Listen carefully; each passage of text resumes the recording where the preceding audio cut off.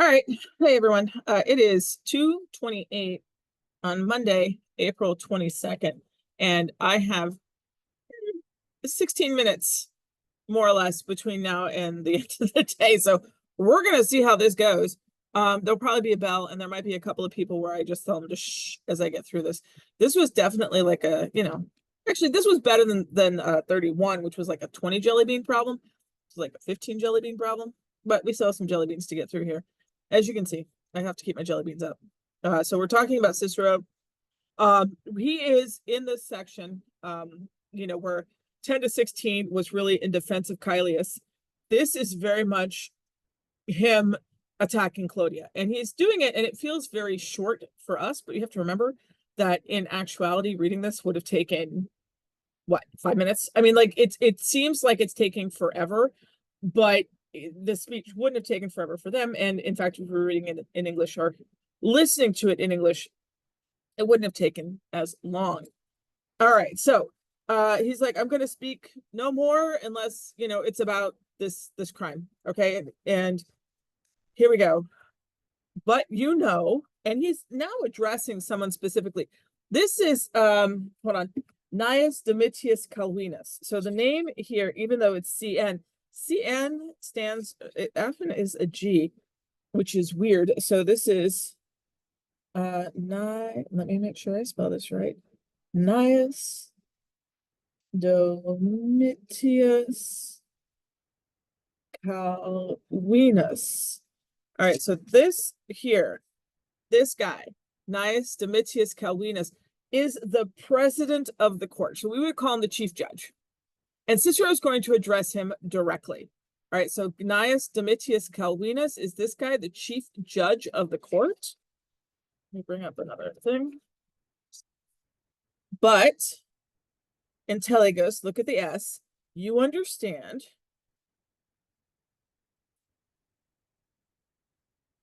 pro tua prudentia. Pro here means on account of. So on account of your wisdom,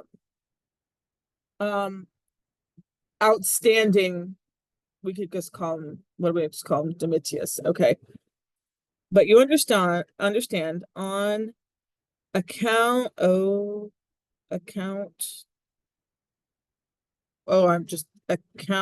I can't even, there's a U in there and I can't get it, of your wisdom.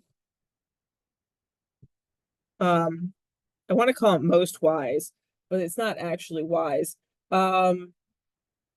Outstanding, let's call it outstanding. Outstanding Domitius. I mean, a little suck up never hurts, right?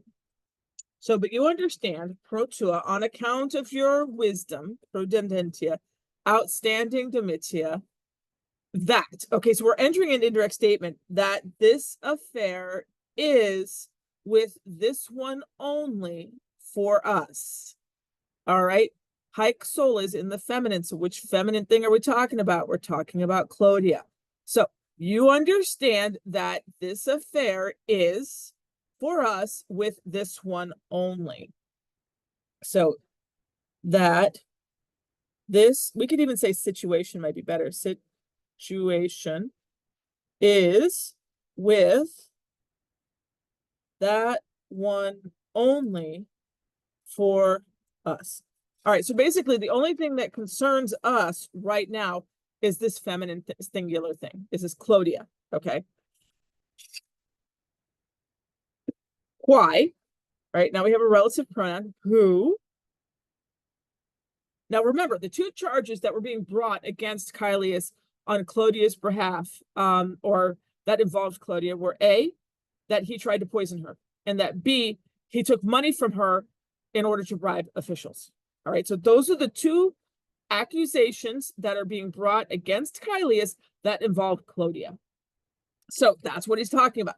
Who, if non dicit, she does not say, indirect statement again, there's your ding ding verb, right? Ding ding, subject accusative, who, if she does not say that she, commodase, had lent the gold to Caelius. Who, if she does not say that she lend the gold to Caelius. And we would normally say, and if. He leaves that out. So this is a type of anaphora, right? He leaves out the conjunctions. If, arguit, non, if she does not argue, or she does, well, I think argue is the only way to go it. And if she does not argue, again, indirect statement, that venarum, the poison, paratum esse, had been prepared for her ob hoc by this one. Now, this is a masculine hoc, not a feminine hike. So the masculine one who would be preparing this is, of course, Caelius. All right. If she does not argue that the poison had been prepared for her by him. And I do think we can say him here. All right, because even though it's hoc, this one, the Romans understand this really as another pronoun. In fact, you'll see hic, haec, hoc being used as a he, she, it far more really than isse, id, especially in anything but the nominative. My 2 cents. Okay. Facimus. So if she doesn't say this, like if she contradicts the claim that he had borrowed money from her and he tried to poison her, facimus petulantur, you can get petulant. We will be rude. We will be rudely. We will be acting rudely.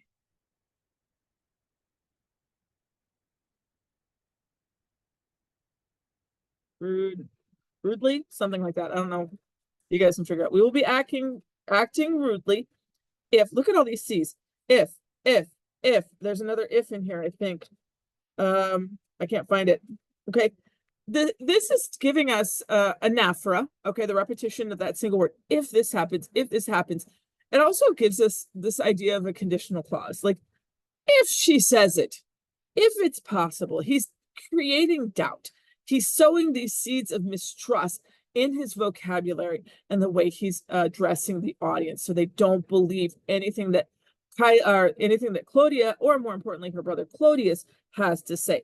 We will be acting rudely if, so we would be rude if we should name a mater familias. Now, some of you may be looking at this going, Ms. Campbell, that ends in as. Why'd you make it a genitive? That seems wrong. This is actually an extremely archaic form of the genitive. Don't even get me started on it. It actually goes back to the pater familias. The pater familias, as you guys remember, the father of the family. He is the one in charge of life or death over the family. He's the one who has the ultimate say in the family. Well, there would also be a mater familias, the mother of the family. And she's in charge of, educating the youth, taking care of the house, and there's a certain right and responsibility and respect that goes with that role. She's a matron, she's a mother, she's a wife, she's everything that is good and proper in Roman femininity, all right, womanhood. So you owed her respect by virtue of her position. So if she takes back these accusations, then they would have been acting rudely if they were to name her. Notice all those woulds, ouds, ifs, and shoulds. So there's a lot going on here. Cicero's like, well, I'd be rude to talk about her if she did all these things, or she didn't do all these things. If we should name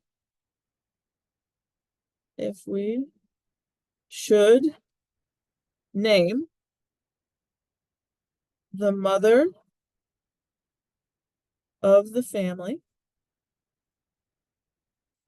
okay, differently. And I think it's like, he's almost like, look at this, matrum familias versus the sanctity matronarum. So he's like, if this mother, the singular mother, if we were to name the singular mother differently, more differently than the sanctity of motherhood demands, this juxtaposition and this not pleonasm. I'll think of it when you're using one word in slightly different ways because you have a matrum here and a matronum here. Matrum means mother, matronum means wife, but also included in wife would be, matron, mother, wife, all of those proper, respectful things. And he's definitely contrasting the two here. And I think he's suggesting that she isn't worthy of this because she's had quite an infamous background. All right. So we would be acting rudely if we would name a mother of the family differently than the sanctity of motherhood demands. The mother, if we should name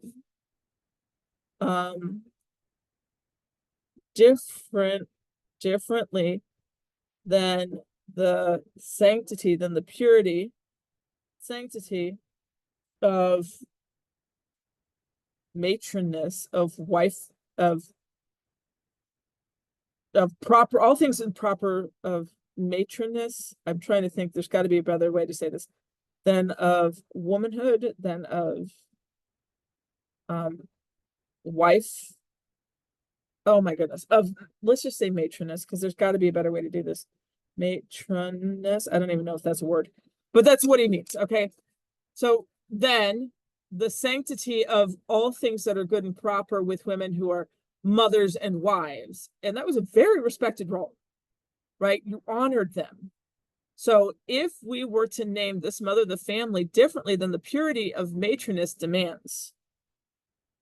Ooh. Okay, so if we were to do that, we would be acting, but in this condition, he's like, if we were to do that, then we would be, but we're not. So it's fine to call her what we're going to call her. All right.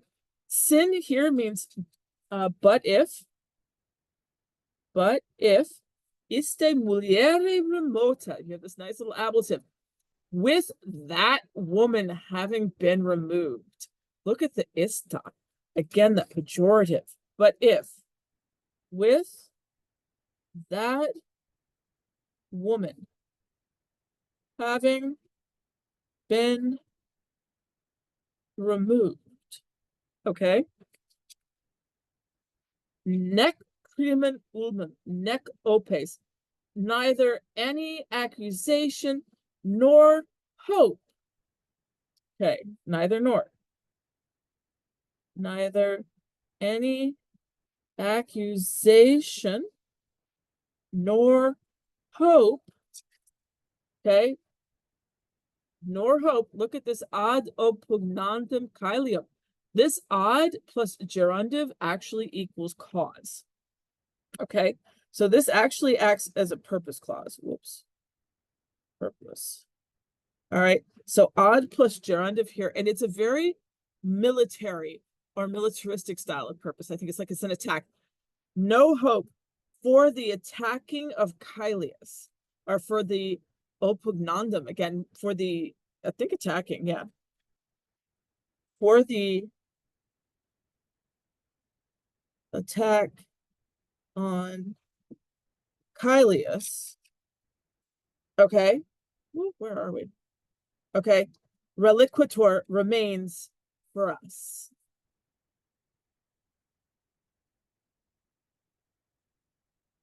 Okay, so there we go. But with that woman having been removed, neither any accusation nor hope for attack on Caelius remains for us. What else, quid alud est? What else is there? Or let me change that. Debemos. What else is there? Which there we go. What else is there? Which, that's what I forgot. Demumos, which we ought to do. Facere. Which we patrone, which we protectors. What else is there which we protectors? Have a good one. Which we protectors ought to do. Okay, there we go. What? There we go, up here. So quid, what aliud else is there which, that's the quid, is there which we protectors, nos patroni, debemos ought facere to do, unless we should repel those ones, we insector, who attack. Okay, so there we go. Let's talk about that, which we ought to do, unless Nissi, unless we repel,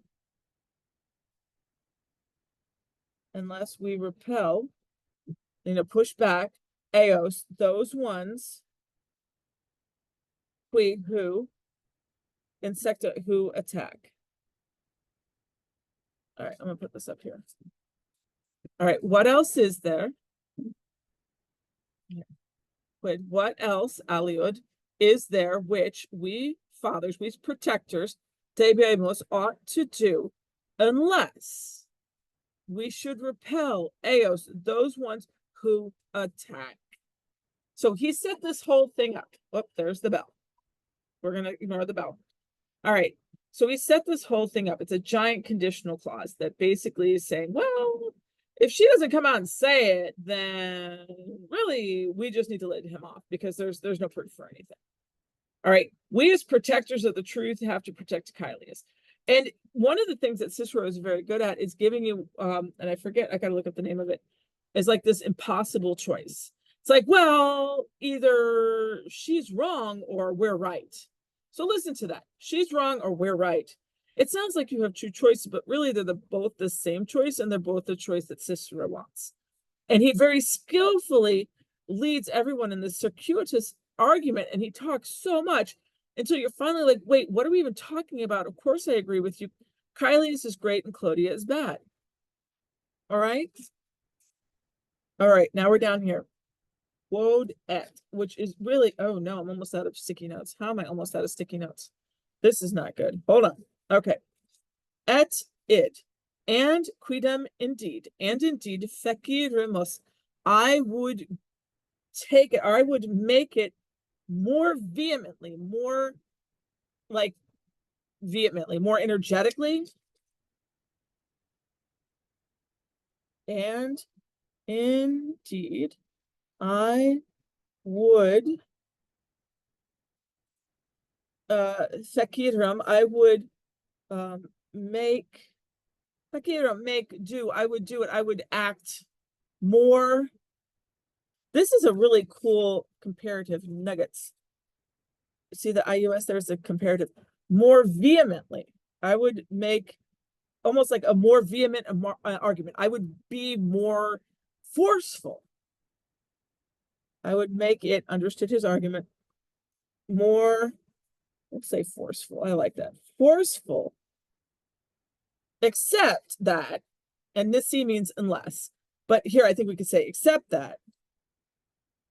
So he's like, I would go more harshly towards her, except for the inimicia, except for the hostility. Okay, which intercedunt, which falls to me, which stops me, which hinders me, for the hostility, which hinders me. And now we're learning a little bit more about this. And indeed, I would make it more forceful, except for the hostility which hinders me. Okay, inimicia, which hostility hinders me. And what's this hostility? With the husband of that woman. Wait, I meant to say, I wish to say brother. Ero hic semper. I always make that mistake. All right. That is very subtle. Look at how he does that. Okay, so for the hostility which hinders me with the husband of that woman. Istius, again, istius, ista. Look at how he's just, it's that same lip curling with that woman, except with the husband of that woman. He's like, oh, I wanted to say, I meant to say brother. I wanted to say brother. Whoops. Fine. Okay. So I had to pause for a second to get new post-its. All right. Indeed, I would make it more forceful, except for the hostility which hinders me. I think it's like which exists between me and the husband of that woman. Oh, wait, I meant to say brother. Now, this is hinting to a very controversial statement that there was a intimate relation between Clodia and Clodius, the brother and sister. And this, there's no substantiation to this rumor.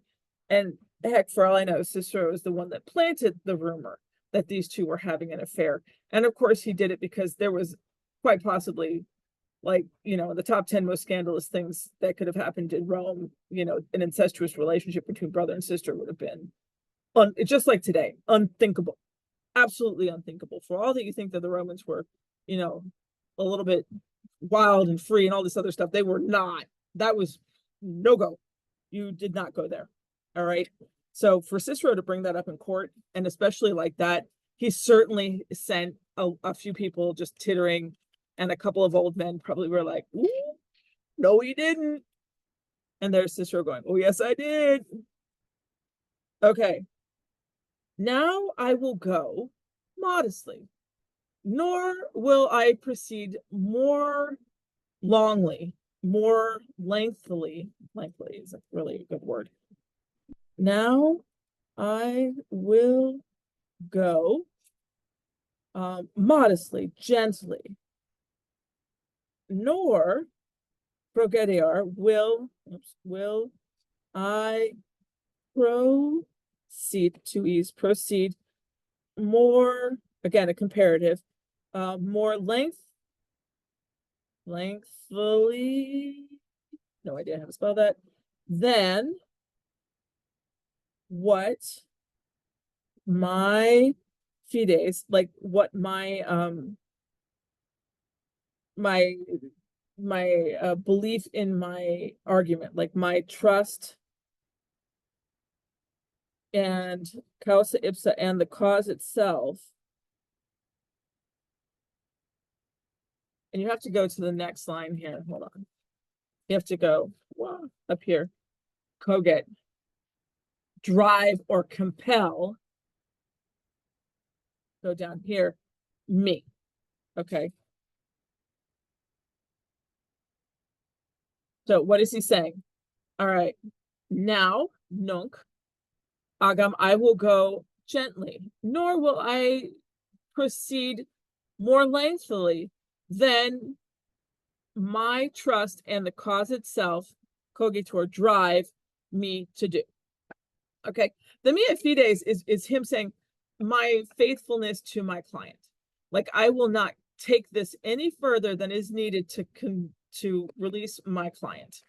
And that's the causa itself, like the cause itself. All right. So he's like, and so it's like he like says, he drops this bomb on the whole crowd. He's like, husband, brother, I just messed up. He's like, but okay, no, enough. I promise I'm gonna be good. I'm gonna take it all back. And then he just goes on and attacks her again. So for all of his protestations of, I didn't mean it. He really is kind of a butt. I mean, it's a very talented way of speaking. He's like, all right, you're right. I go too far. I take it all back. But let me just tell you one more thing. So you listen to that often enough and you're like, oh, he didn't mean it. He kept, not saying it. Anyway. Neque enum, nor indeed.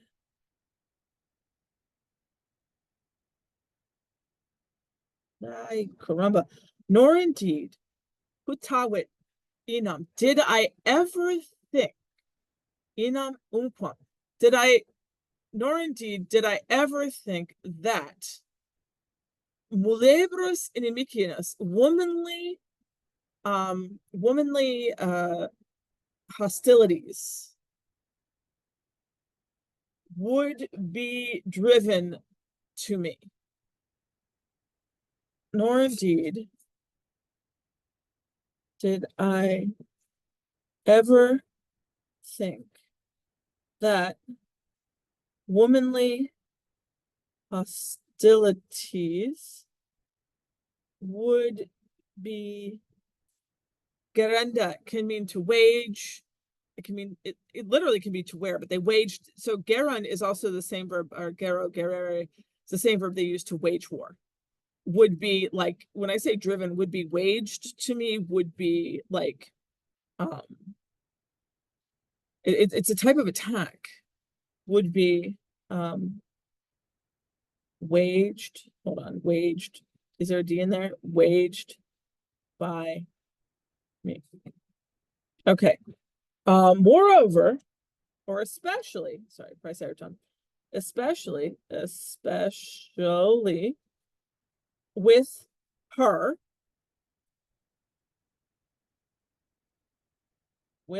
cum ea, with her, whom, there's your result, our relative clause, whom everyone, putoevron, thought, always a friend to everyone,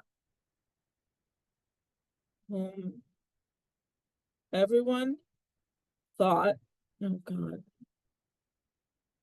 thought a friend, who everyone, semper, omnes, whom everyone always, putoevron, thought, everyone thought always, a friend,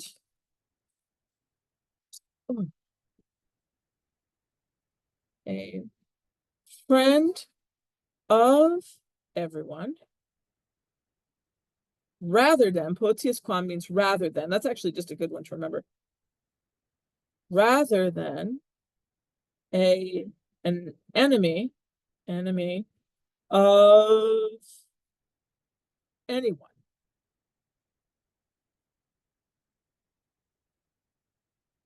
Okay, so here you go. Never ever did I think neque inam umquam, not ever, indeed, neque never ever did I think that womanly animosity would be waged towards me, would be waged by me, especially with that one, that feminine one, whom everyone thought always to be a friend of everyone rather than an enemy of anyone. Now look at that beautiful parallel, amiciam, inimiciam, omnium, quisquam, the repetition of the putawi and the putera. He's really hammering this home. It's really well done. Notice he brings back in the mulebris, okay, the right virtuous woman, the married woman, the woman who had those 3 children and was respectful, always wore her veil. Like, he's tongue-in-cheek, low-key, just like giving her all of these very subtle insults. Even when he's not insulting her, he's insulting her. So it's very well done.